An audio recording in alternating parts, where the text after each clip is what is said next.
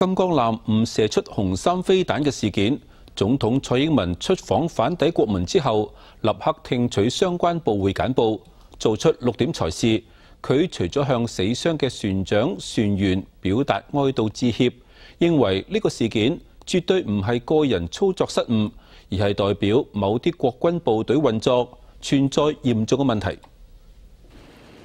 總統蔡英文出訪返抵國門之後，直奔總統府，聽取相關部會簡報，了解金剛艦飛彈誤射事件。蔡英文做出6點裁示，除咗要向罹難嘅船長黃文忠表示哀悼，並且向受傷嘅船員致歉，亦都講出重話，強調絕對唔可以原諒。呢一點係目無軍紀、人謀不臧，絕對唔只係個人操作失誤。核心問題就係系統性失靈。蔡英文要求國防部長馮世寬同海軍司令黃曙光喺2個月之內提出國軍精準武器控管嘅具體改善方案，不過就隻字未提2個人嘅去留。全案已經由高檢處專案小組調查，要喺最短嘅時間之內俾家屬同社會大眾交代。喺司法告一段落之後，唔排除增加懲處名單。亦都要求對周邊國家，仲有中國大陸